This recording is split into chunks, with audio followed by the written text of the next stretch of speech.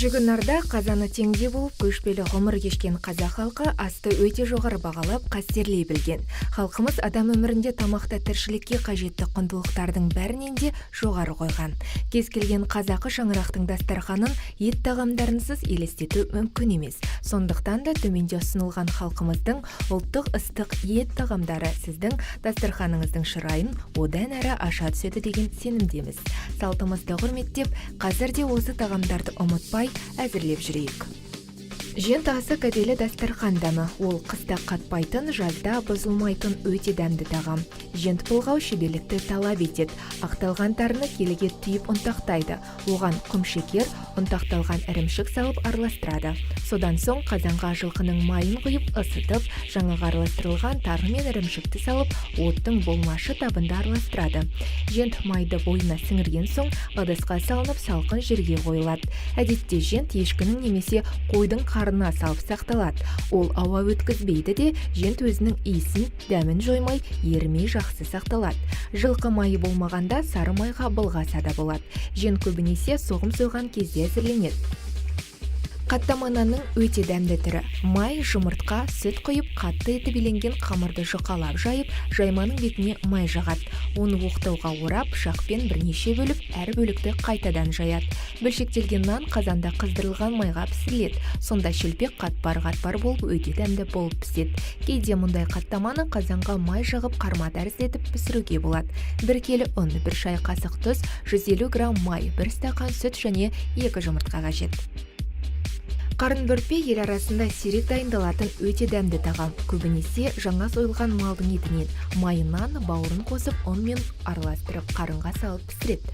Сойылған қойдың үш майын, етін, бауырын өте ұсақтап турайды. Фарштың үстіне бидай ұнын, сарымсақ, бұрыш, тұз салып жақсылап араластырады. Дайын болған фаршты қарынға не бүйенге салады. Бүйенге салса бір шеті тұйық болады да, екінші ашық үшін жіңішкертіп шонылған ағаш істектер түйреп байлайды. Қарынға салса да бір шеті солай түйреліп байланады. Бұжы қайнап жатқанда бұжыны аудармалап, әр жерінен істікпен шаншып, желін шығарып отырады. Ол қазандағы суға толық батып, баяу жанған оттың табында 1,5-2 сағат қайнауы керек. Дастарханға қарын бөртпені жылылайда, суытып та қоюға болады. Әсіп қойдың бүйенін айналдырып, жақсылап жуып тазалайды. Ет, жүрек және бауырды ұсақтап турайды. Оған 1 бас пияз турап, бұрыш, тұз, күріш салып, аздап су құйып араластырады. Содан кейін барлығын ішекке тығып, аузын байлайды да, қайнаған суға салып, 50-60 минут қайнатады. Қайнап жатқан әсіпті істікпен түйрелеп желін шығарып отырады. Әсіпке 2 ас қасық күріш, 100 грамм бауыр, 100 грамм жүрек, 20 грамм қой майы, 1 бас пияз керек. Бұрышты әркім қалауынша салады. Әсіпті дастарханға қоярда дөңгелектеп кесіп ыстықтай береді. Ішек болмаса қойдың бүйенін пайдаланады.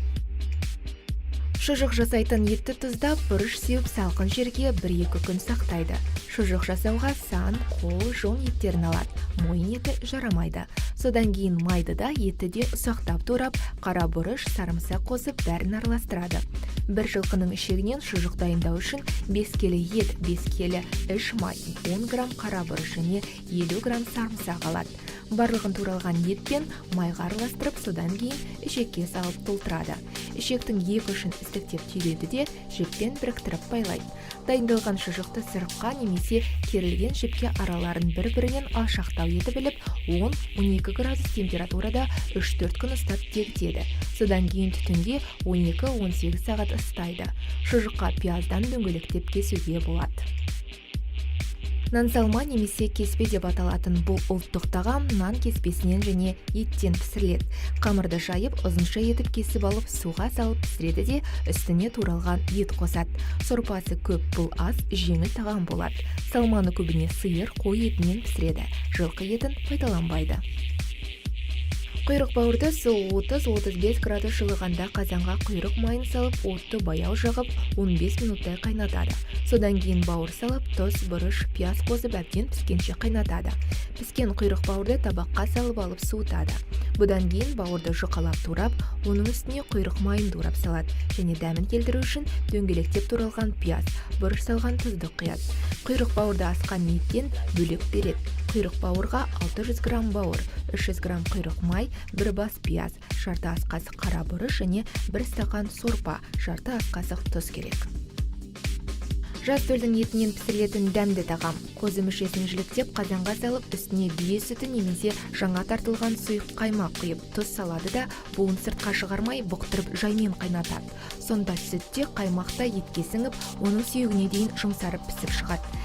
Сірне көбінесе сыйлық қонақтарға арналып әзірленеді. Малдың өз іш майына және еттің өз сөліне бұқтырылып пісілген еттің дәмі керемет болады. Ол үшін қазанның бетіне бу шықпайтындай қып ыдыс төңкеріп, от мейлінше баяу жағылады. Қазанның түбі күймес үшін аздап қана су құюға болады. Қуырдақты жаңа сойылған малдың өкпе бауырынан, мойын, төстік етінен, жүрек бүйрегінен, сондай-ақ іші қарыннан ұсақтап әзірлейді. Ол үшін қазанға үш майды немесе құйрық майды турап салып, шыжырға балады да, алдымен үстіне туралған өкпе, жүректі, іші қарынды, мойын, төстік еттерін салып, қазанның отын қатты жағып 15-20 минут қуырады. Содан кейін бауырды салып, үстіне бұрыш, пияз қосып әбден піскенше қуырады. Тұзды татымына қарай салады. Әбден піскен қуырдақты табаққа салып дастарханға қояды. Бұл қуырдақты көбінесе жас малдың жұмсақ етінен дайырлайды. Басқа қуырдақтан мұның ерекшелігі етті майға емес, пісірілген сүттің бетінен түскен қаймаққа ғана қуырылуында. Біздің халқымыздың құрметті кісілерге ұсынатын кәделі әрі орны бөлек тағамдарының ең бастысы қазақша ет немесе бешбармақ. Қазақтар сыйлық қонақтарға мал басын көрсетіп табақ-табақ ет тартқан. Табақ тарту да үлкен өнер. Әр табақ қонақтың дәрежесі мен жасына, іліктік жолына сәйкес келу керек. Осыған орай табақ тарту бас табақ, сый табақ, күйеу табақ, келін табағы, жастар табағы және жай табақ болып бөлінеді. Аталған табақтарға сай ет мүшелері болады. Ол мүшелерді ауыстыруға болмайды. Бас табаққа бас, жамбас, омыртқа, қазы қарта, жалжая сияқты кәделі мүшелер салынады.